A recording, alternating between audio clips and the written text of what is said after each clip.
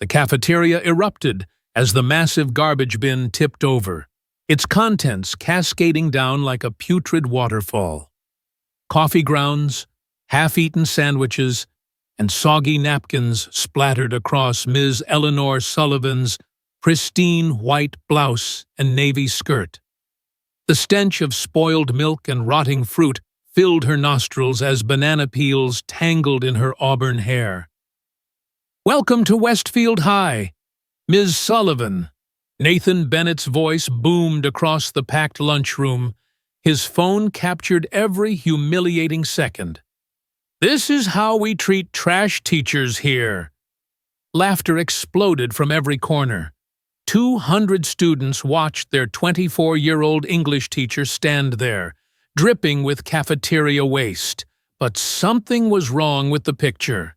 Ms. Sullivan's hazel eyes held no tears, no shock, no fear. Just a cold, calculating determination that made Nathan's victory smile falter for a split second. She stood slowly, a piece of lettuce sliding down her cheek. The cafeteria fell silent, waiting for her to run, to cry, to break. Instead, she picked a coffee filter from her shoulder with deliberate calm. "Interesting choice." "Nathan," she said, her voice carrying across the hushed room, "since you seem so fascinated with trash, tomorrow's lesson will be about waste management and consequences." Nathan forced a laugh, but uncertainty flickered in his blue eyes. "Whatever, lady. You can't touch me. My dad runs this place." Ms. Sullivan smiled then, and several students later swore it was the most unsettling thing they'd ever seen. "We'll see about that," as she walked out, leaving wet footprints on the linoleum. Nobody noticed Samuel Chen in the corner, his hands shaking as he recorded everything on his phone. He'd been documenting Nathan's reign of terror for 2 years, waiting for someone brave enough to use the evidence. The war at Westfield High had been raging long before Ms. Sullivan arrived. Nathan Bennett, 17-year-old quarterback and son of Principal Douglas Bennett, ruled the school through fear and connections. His father's protection made him untouchable. His mother's money made him powerful. His cruelty made him feared. For 2 months, Ms. Sullivan had endured escalating harassment. Her car tires slashed in the faculty lot. Obscene messages scrawled across her classroom whiteboard. Dead roses left on her desk with notes saying, "You don't belong here." Every incident reported. Every report mysteriously lost. "Boys will be boys, Ms. Sullivan," Principal Bennett would say, barely concealing his smirk. "Perhaps you're being too sensitive. Teaching isn't for everyone." But Eleanor Sullivan wasn't just anyone, and Nathan Bennett was about to learn why. The next morning, Ms. Sullivan entered her classroom to find her students huddled over their phones, snickering and whispering, the moment she walked in. The giggles turned to outright laughter. "Good morning, class," she said, setting down her bag. "I see you're all enjoying something. Care to share Brooke Harrison, 16-year-old tech prodigy and Nathan's latest recruit?" Smirked from the back row. "Just some interesting content that's trending. Ms. S." Ms. Sullivan's stomach tightened, but her face remained neutral. "May I see?" Nathan stood up, all 6 feet 2 inches of entitled athlete. "Sure, teach." "Check your email. We sent you a special present." With steady hands, Ms. Sullivan opened her laptop. The video that played made her blood run cold. It was her face, expertly mapped onto an explicit video. The deep fake was sophisticated, almost believable to the untrained eye. "Looks like you've been moonlighting," Nathan said, as more students laughed. "Maybe you should quit before this goes viral. I mean, more viral."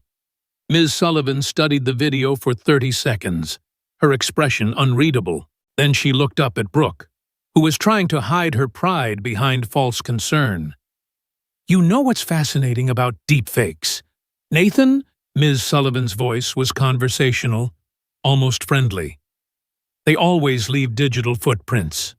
Brooke, you forgot to mask the metadata." The color drained from Brooke's face. "See? Before I became a teacher, I spent 3 years getting a master's in digital forensics."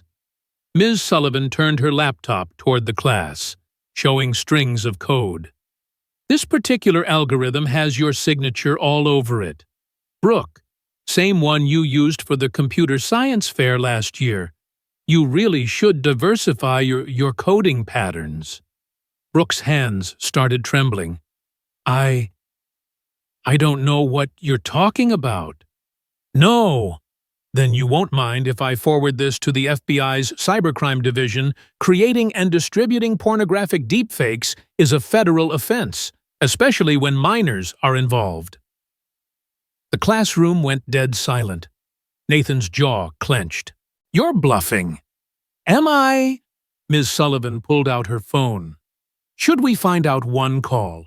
And Brooke's looking at 5 to 10 years. Is that what you want, Nathan? Or should we talk about that special lesson I mentioned yesterday?" Marcus Thompson, Nathan's right hand from the wrong side of town, shifted nervously. Unlike Nathan, he couldn't afford lawyers if things went south.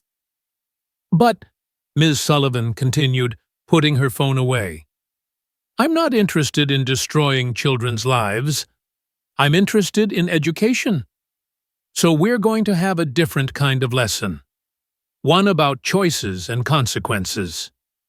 She walked to her desk and pulled out a thick folder. "Brooke, Nathan, Marcus, you 3 will be my teaching assistants for a very special project. Unless you'd prefer I make that call." They had no choice. They were trapped. And they knew it. The real Eleanor Sullivan was a survivor, 15 years old, sobbing in a locked bathroom stall. She'd held a knife to her wrist. The bullying had been relentless. Photos of her changing in gym class posted online, rumors about her family's poverty, daily reminders that she was worthless, unwanted, better off dead. The blade had just touched her skin when Mrs. Sarah Bennett found her. "Sweetheart, no," the older teacher had said, gently taking the knife. "Pain shared is pain halved. Talk to me." For 2 hours, Eleanor had poured out her agony to this stranger who showed more kindness than anyone had in years. Mrs. Bennett didn't just save her life that day, she changed it. Hurt people, Mrs. Bennett had said, holding the sobbing girl. But healed people heal people. You're going to heal, Eleanor. And someday, you'll help others heal too. Now, 9 years later, Eleanor stared at a photograph on her desk. Nathan Bennett's family portrait from last year. His mother's gentle eyes stared back at her. Sarah Bennett, who'd taken her own life 8 months ago. The medical records Eleanor had accessed through a friend in hospital administration told a darker story. Years of antidepressants, marriage counseling notes, a final entry. Patient expressed fear of husband's violent tendencies, worried about effect on son. Nathan had found his mother's body. The trauma had transformed him from a typical teenage jerk into something far more dangerous. His father's response had made it worse. If you weren't so difficult, she'd still be here. Eleanor touched the photo gently. I'm sorry I couldn't save you, Sarah, but maybe I can save him. Thursday arrived with an unusual setup in Ms. Sullivan's classroom. 5 large garbage bins from the cafeteria sat at the front, their contents visible through clear bags. The smell was noticeable but not overwhelming. Today, Ms. Sullivan announced as students filed in. "We're studying what people throw away, what it reveals about them. Nathan, Marcus, Brooke, you'll be sorting through these bins." "That's disgusting," Brooke protested. "You can't make us." "I can, and I will, unless you'd prefer we discuss your other project," reluctantly. The three moved forward.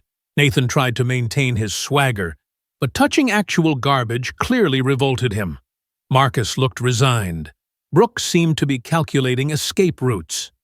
"Start with bin number 3, Ms. Sullivan instructed. "Look for anything interesting." As they sorted, she lectured. "Archaeologists study ancient garbage to understand civilizations. What we discard reveals our values, our secrets, our true selves." 10 minutes in, Nathan pulled out a USB drive wrapped in plastic. "Gross! Who throws away?" "Oh, what's this?" Ms. Sullivan took it, plugging it into her laptop. "Let's see what someone wanted to hide." The video that played on the projector made Nathan go rigid. It was him, alone in the boys' bathroom, sobbing uncontrollably. The timestamp showed it was taken an hour after he'd orchestrated the public humiliation of Samuel Chen last year. His voice, broken and young, echoed through the silent classroom. "I'm sorry, Mom. I'm becoming like him. I don't want to be like him. Why did you leave me with him?"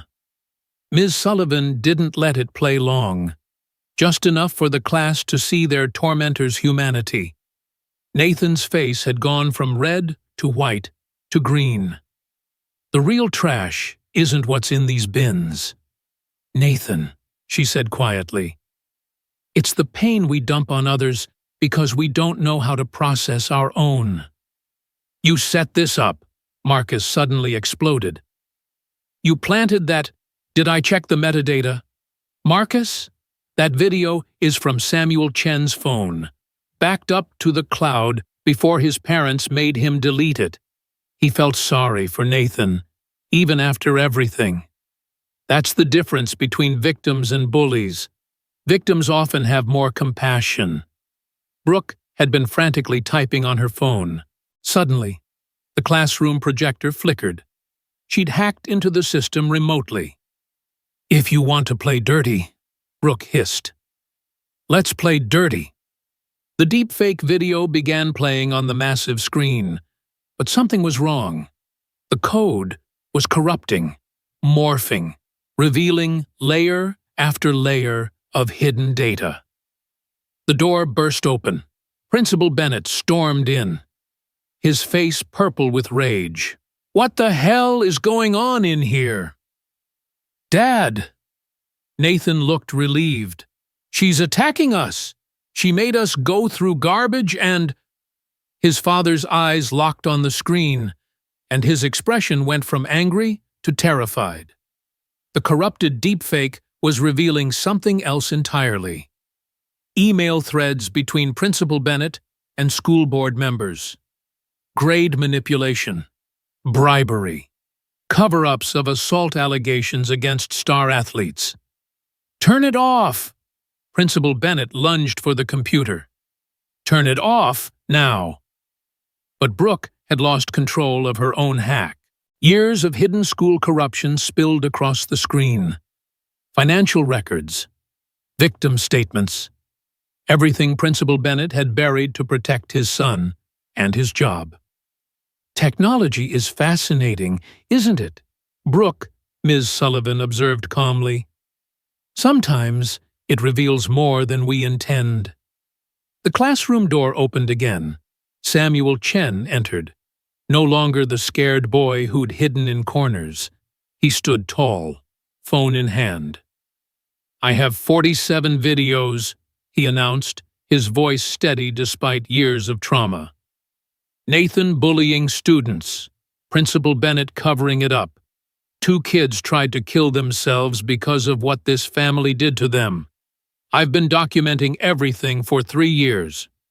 The room erupted. Students pulled out phones, recording the unfolding drama. Principal Bennett grabbed for Samuel's phone, but Ms. Sullivan stepped between them. "Touch him, and I'll have you arrested for assault," she said coolly. "The police are already on their way. Someone sent them a very interesting file about 5 minutes ago." Nathan looked between his father and his teacher, his world crumbling. "Dad, what is she talking about? What emails?" "Shut up!" Principal Bennett snarled at his son. "Just shut up for once." Marcus suddenly turned on Nathan, months of resentment boiling over. "My scholarship. You promised you'd protect me if I helped you." "What scholarship?" Ms. Sullivan asked gently. Marcus's eyes filled with tears. "My family's getting evicted. Mom works 3 jobs. Nathan said his dad would guarantee me a full ride if I helped keep the other kids in line." Nathan sneered, his fear transforming into cruelty. "You're nothing without me. Trailer trash. Your mom cleans toilets. You should be grateful." The punch came so fast, nobody saw it coming. Marcus's fist connected with Nathan's jaw, sending him sprawling. "My mother is worth 100 of you. Marcus." "Stop, Ms. Sullivan caught his arm before he could swing again. "He's using your poverty as a weapon, just like someone once used my pain. Don't let him turn you into him."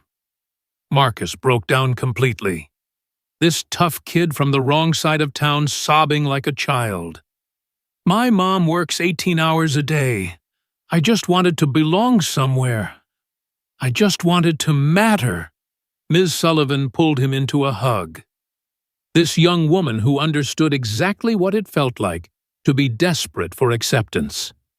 The class watched in stunned silence as their dynamic shattered and reformed. "You matter, Marcus," she said firmly. "Your worth isn't determined by them." Brooke had gone pale, her laptop showing streams of code she couldn't control. The hack was spreading, pulling data from her personal devices. Suddenly, the screen filled with her childhood photos. A little girl alone at every birthday party. Computers, her only friends. "Stop it!" she screamed, trying to shut down the system. "Please, stop it!" But her own creation had turned against her. Diary entries appeared on screen. Day 367. Still no friends. Learned Python today. Maybe if I'm smart enough, someone will like me. I taught myself coding at 8, Brooke whispered, tears streaming, because no one would talk to me. Ever, not once. More entries flashed by. Self-harm scars documented. Suicide attempts planned in detail. A brilliant mind destroyed by loneliness. Nathan said if I helped him, I'd finally have friends. She continued, her voice breaking. He said I'd belong. Ms. Sullivan approached her slowly, like approaching a wounded animal. Real friends don't ask you to hurt others. Brooke, I learned that the hard way. But I'm nothing without them, Brooke sobbed.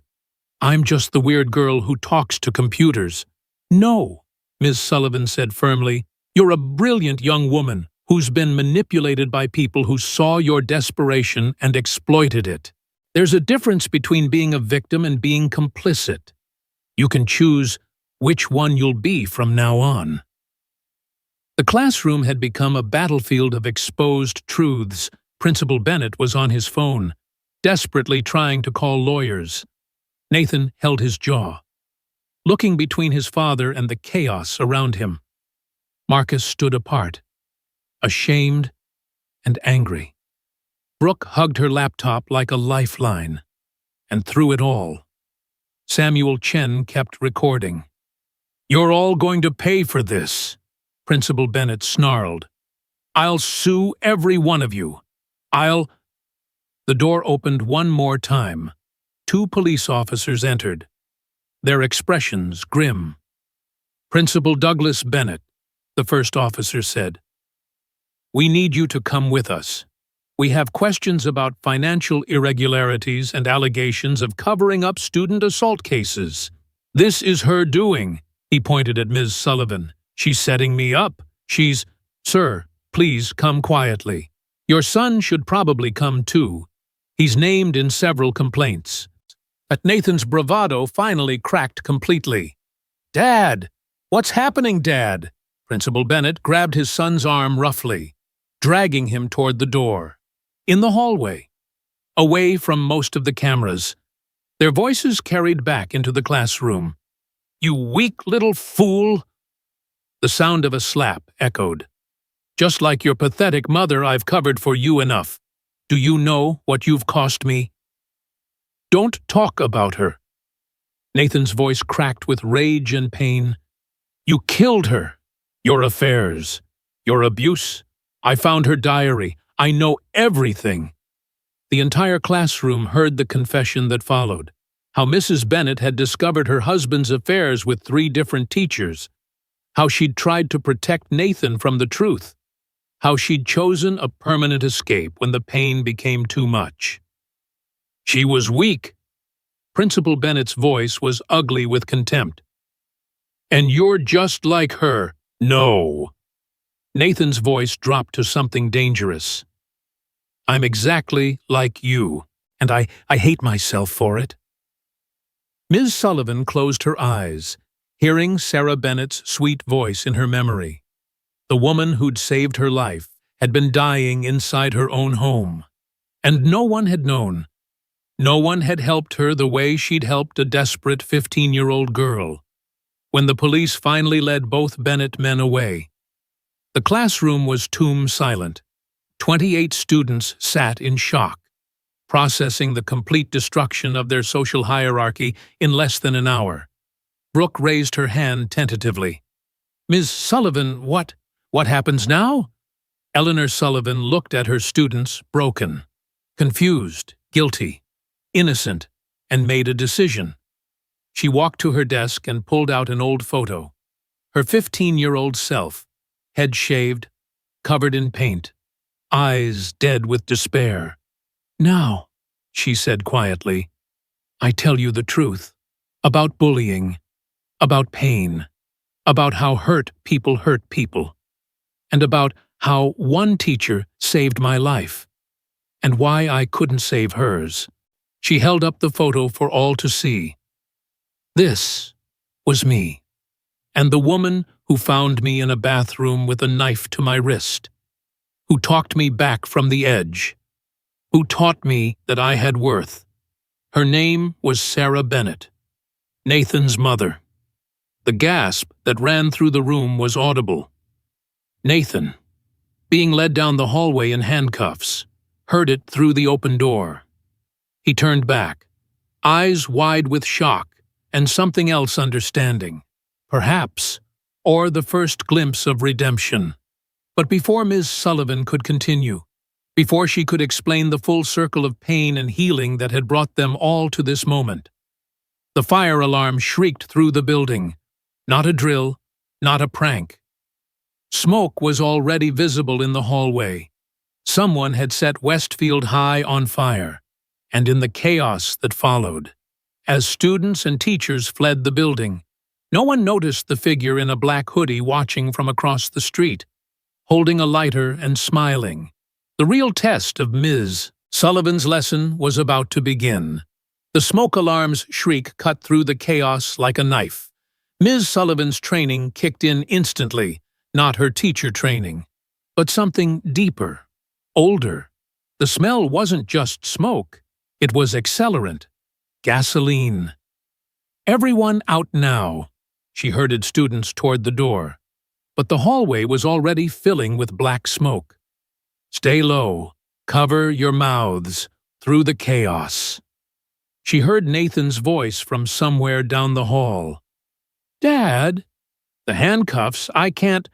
Without thinking, Ms. Sullivan pushed against the fleeing crowd. Marcus grabbed her arm. Ms. S., don't. The cops will get them. The officers went to their car for transport. She pulled free. Watch the others. She found them 20 feet down the hall, one officer unconscious, blood on his temple. Principal Bennett, trying to drag Nathan with their cuffed hands. Nathan's ankle was twisted, caught under the fallen officer. "Leave me!" Nathan screamed at his father. "Get help." Principal Bennett looked at his son, then at the exit, and made his choice. He yanked hard, dislocating Nathan's shoulder to free himself, and ran. Ms. Sullivan dropped beside Nathan as he screamed in pain. The unconscious officer's keys were just out of reach. The smoke was getting thicker, lower. They had maybe 90 seconds. "He left me," Nathan whispered, shock overriding pain. "He actually left me." "Hold still." She grabbed the keys, fumbling with the cuffs. "This is going to hurt." She freed him just as the ceiling tiles began falling, raining burning debris. Nathan couldn't walk. Without hesitation, she hauled him up in a fireman's carry, grateful for all those morning gym sessions. "Why?" he gasped as she staggered toward the exit. "After everything I did, because your mother would have," she grunted, lungs burning. "And because hurt people can heal, Nathan. But only if they live long enough." And they burst through the emergency exit just as the hallway ceiling collapsed behind them. Paramedics rushed forward, taking Nathan from her arms. She fell to her knees on the grass, coughing up black phlegm. "Ms. Sullivan." Brooke appeared beside her with water. "That was insane. You could have died. Is everyone out?" She scanned the crowd of students and teachers. "Where's Samuel?" "He was right behind." Marcus's face went white. "Oh, God." He went back. "Went back where?" "The computer lab." He said something about evidence, about making sure nothing got destroyed. She was already running. The east wing where the computer lab was housed was fully engulfed. Windows exploded outward from the heat. No way in through the front. But Eleanor Sullivan knew this school. 2 months of harassment had taught her every hidden corner, every blind spot the cameras didn't catch, including the old maintenance tunnel that connected the basement to the computer lab's storage room. She found the access hatch behind the dumpsters, the metal already hot to touch. The tunnel was narrow, dark, and filling with smoke from above. She crawled on her belly, following the distant sound of coughing. Samuel was in the server room, desperately downloading files to multiple drives as flames licked the doorway. His face was black with soot, tears streaming from the smoke. "The evidence," he coughed. 3 years of proof if it burns. They'll get away with everything." "Samuel, we have to go now." 30 more seconds, please." She looked at the progress bars on the screens. 25%, 40%. The room was an oven. 60%. A beam crashed down, blocking their exit path. "That's enough." She grabbed him and the drives he'd filled. "Move." They crawled back through the tunnel as the building groaned above them. Halfway through, Samuel collapsed, overwhelmed by smoke inhalation. Eleanor dragged him the rest of the way, her own vision going gray at the edges. They emerged to chaos. Fire trucks, ambulances, news vans. Someone wrapped them in blankets, shoved oxygen masks on their faces. Through the haze, she saw Nathan on a stretcher, watching her with something like awe. "Ma'am," a firefighter knelt beside her. "We found the point of origin, multiple accelerant points. This was arson." She nodded, unsurprised. Through the crowd, she spotted a figure in a black hoodie standing perfectly still while everyone else moved frantically, watching, waiting. The figure pulled back the hood just enough for her to see. Her blood went cold. It was Tyler Morrison, the boy who'd driven Sarah Bennett to quit teaching 5 years ago. The original Nathan. Before Nathan. The one who'd never faced justice because his father was a senator. He smiled at her across the chaos and mouthed 3 words, "Welcome back, Eleanor." Then he melted into the crowd and vanished. The next 48 hours passed in a blur of police interviews, media frenzy, and revelations. Samuel's drives contained everything: years of systematic abuse, financial crimes, grade manipulation, and worse. The FBI got involved when they discovered Principal Bennett had been selling student information to marketing companies. Eleanor sat in a hospital room, watching Nathan sleep. His shoulder was immobilized, his face bruised from his father's handling. He looked younger in sleep, vulnerable, like the boy his mother had loved. "You saved him." She turned to find Marcus in the doorway, his own arm in a sling from helping evacuate younger students. "I saved a person," she corrected. "What he does with that second chance is up to him." "My mom wants to meet you," Marcus said quietly. She cried when I told her everything, said she's been working herself to death, thinking it was the only way to give me a future. She didn't know what I was doing to try to help." "What are you going to do now?" He managed a small smile. "Brooke set up a GoFundMe for our family. It hit 50,000 in 6 hours. People want to help the kid who finally stood up to Nathan Bennett. Ironic." "Right." "Not ironic," Eleanor said. "Redemptive. There's a difference." Brooke appeared beside Marcus, laptop under her arm despite doctor's orders to rest. "Ms. S., you need to see this." She turned the screen toward them. "I've been tracking the digital footprints from the fire. Whoever set it was smart, but not smart enough." The screen showed security footage from 3 blocks away. Tyler Morrison, clearly visible, buying 5 gallons of gasoline 2 hours before the fire. "Who is he?" Brooke asked. Eleanor took a deep breath. "Someone I should have stopped 5 years ago. Sarah Bennett's first failure. And mine." She told them the story. How Tyler had terrorized Sarah's classroom with impunity. How he'd leaked private photos of female students. How he'd driven one girl to attempt suicide. How his senator father had made it all disappear with threats and money. "Sarah quit teaching because of him," Eleanor finished. She said the system was too broken to fix, that some people were just untouchable. I was her student teacher then. I watched her break, and I swore I'd never let it happen again. "So he burned down the school because you succeeded where she failed?" Marcus asked. "No, he burned it down because I existed, because I represented her legacy continuing. Tyler Morrison doesn't handle rejection well, and Sarah was the only teacher who ever told him no." Nathan stirred, eyes opening slowly. He looked at the 3 people around his bed, his former victims turned saviors, and something crumbled in his expression. "I would have let you all burn," he whispered. "If it had been me out there, I would have let you burn." "We know," Brooke said simply. "That's what makes us different from you. My father called." Nathan continued, staring at the ceiling. "From jail. He said this was my fault. That Mom killed herself because I was such a disappointment. That I ruined his life."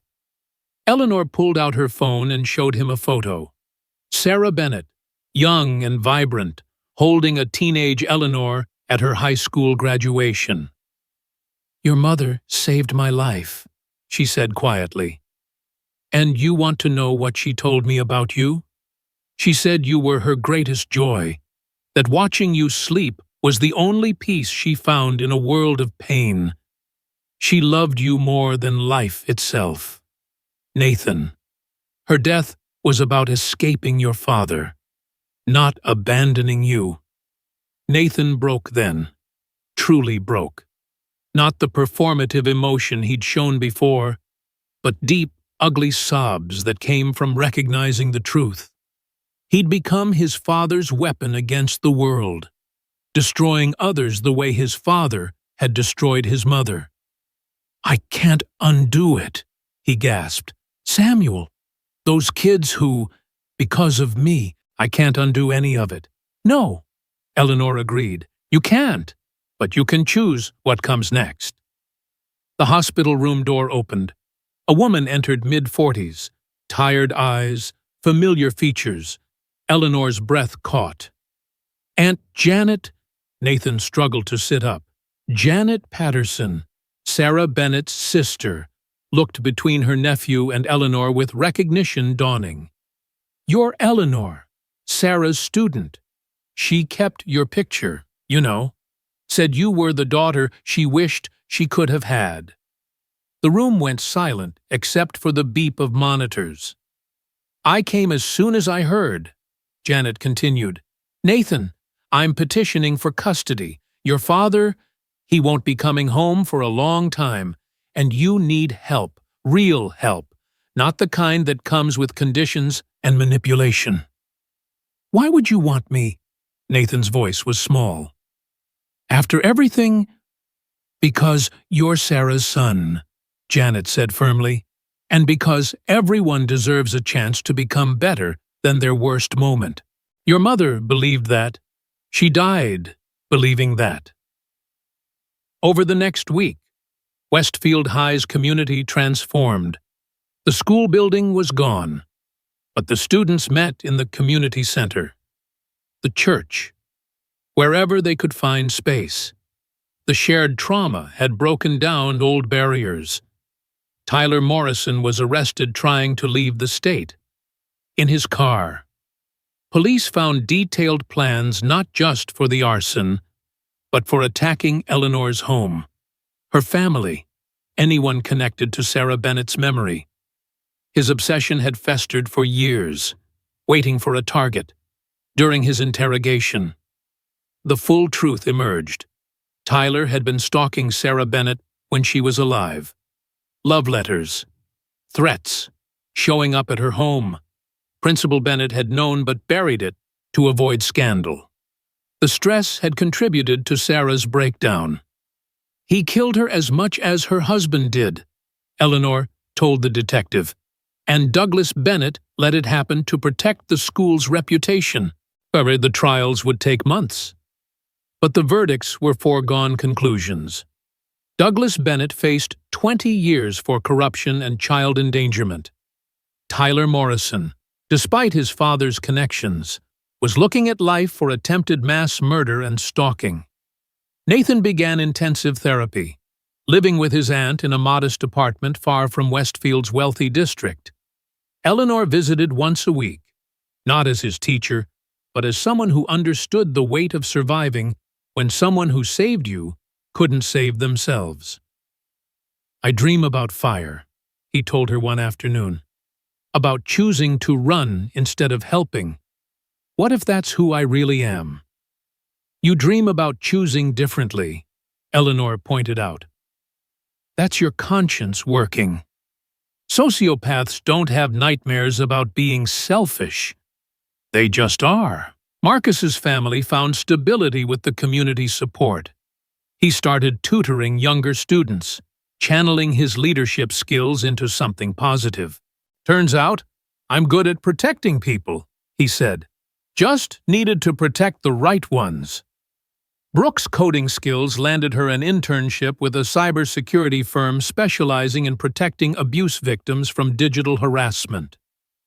"I built weapons," she explained to Eleanor. "Now I build shields." Samuel emerged as an unlikely hero, his documentation helping prosecute not just the Bennetts, but a network of corrupt administrators across the state. He started a podcast about surviving bullying that gained national attention 3 months after the fire. They held a ceremony at the site of the old school. Where the cafeteria had stood where Nathan had dumped garbage on Eleanor, they planted a garden. Each plant represented a student who'd been bullied into silence. 300 plants and counting. Eleanor stood before the crowd, seeing familiar faces mixed with strangers who'd driven hours to attend. Nathan sat in the front row between his aunt and his therapist. He'd lost weight, gained humility, and started volunteering at a crisis hotline for teens. "Sarah Bennett once told me that hurt people hurt people," Eleanor began, but she also said healed people heal people. The question is, how do we move from hurt to healed? She talked about Tyler Morrison, about systems that protect predators, about the difference between justice and revenge, about forgiveness that doesn't mean forgetting, about strength that doesn't require violence. "Every plant in this garden represents pain," she continued. "But plants grow. They reach for light. They create beauty from dirt. That's what we're doing here, creating beauty from the garbage that was dumped on us." After the ceremony, Nathan approached her. He'd been working with his therapist on making amends, real ones, not performative apologies. "I've been thinking about my mom," he said, "about what she would want me to do. I think she'd want me to become a teacher. To be for someone else what she was for you, what you were for me." Eleanor smiled, seeing Sarah's eyes in his face. "She'd be proud of who you're becoming, Nathan. Not who you were, but who you're choosing to be now."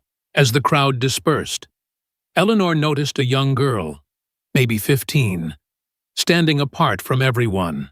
She had the hollowed look Eleanor recognized too well, someone drowning on dry land.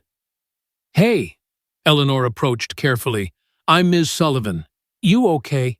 The girl laughed bitterly. "Yeah, sure. Just came to see the famous teacher who fights back, wondering if she gives lessons." "What's your name?" "Madison. Madison Cooper. I go to Riverside High. Or I did. Can't really show my face there anymore. Not after—" She pulled out her phone, showing a cruel social media page dedicated to humiliating her. 6 months of this. Teachers say to ignore it. Parents say to toughen up. Easy for them. Eleanor sat on a bench, patting the spot beside her. Madison hesitated, then joined her. "You know what I learned from all this?" Eleanor asked. "Fighting back isn't always about fists or clever comebacks. Sometimes it's just surviving another day. Sometimes it's asking for help. Sometimes it's being the person who sits with someone on a bench and says, 'I see you. You matter. And this isn't forever.'" Madison started crying then. The kind of tears that come when someone finally acknowledges your pain is real. Eleanor held her. This stranger who was every bullied kid, every silenced voice, every Sarah Bennett who didn't make it. "Come on," Eleanor said finally. "Let's get coffee and call your parents. Then we're going to make a plan. A real one. Because you're not fighting this alone anymore." As they walked away from the memorial garden, Eleanor's phone buzzed. A message from an unknown number. But she recognized the handwriting in the attached photo, a letter from prison. "Ms. Sullivan," Tyler Morrison had written, "You think you've won, but you're wrong. There are more of me out there. In every school, every town. Untouchable, unstoppable. Sarah couldn't beat us. Neither will you." Eleanor deleted the message without responding. He was wrong. Not because people like him didn't exist, they did, protected by money and power and systemic indifference, but because people like Sarah Bennett existed too. People like the students who'd stood up, people like Madison, still fighting despite everything. The war against bullying would never truly end. But every garden planted, every life saved, every Tyler Morrison exposed and stopped, that was victory. Small, incremental, but real. 6 months later. Eleanor stood in a new classroom at the rebuilt Westfield High. The architecture was modern, full of light and open spaces, no dark corners for secrets to hide. The anti-bullying protocols had teeth now, real consequences that couldn't be bought off or buried. Her new students filed in, nervous and curious about the famous Ms. Sullivan. She recognized the look in some of their eyes, the wariness of kids who'd learned not to trust adults who claimed to protect them. "Welcome to English literature," she began. "Before we talk about books, let's talk about stories. Your stories, the ones you're living right now, the ones where you get to choose whether you're the hero, the villain, or the bystander." A hand raised, a boy in the back, trying to look tough but failing. "What if we've already been the villain?" Eleanor smiled, thinking of Nathan, who was starting community college with plans to become a counselor, of Marcus, who'd received a full scholarship based on merit, not manipulation, of Brooke, whose app for anonymous bullying reports was being adopted statewide. "Then you get to write a redemption arc," she said. "But first, you have to stop hurting people, including yourself." The bell rang, marking the beginning of another day, another chance. Outside the window, the memorial garden bloomed with proof that beauty could grow from the ugliest ground. 300 plants had become 500. Each one a promise you are seen. You matter, you are not alone. Eleanor Sullivan had learned the hardest lesson of all, that saving everyone wasn't possible. Sarah Bennett had proven that. But saving someone, that was always possible. One student, one moment, one choice at a time. The garbage had been cleaned up. The real education could begin. And somewhere in the afterlife. Sarah Bennett smiled, watching her 2 children, the one she'd born and the one she'd saved, carrying on her work of turning hurt into healing, one broken heart at a time.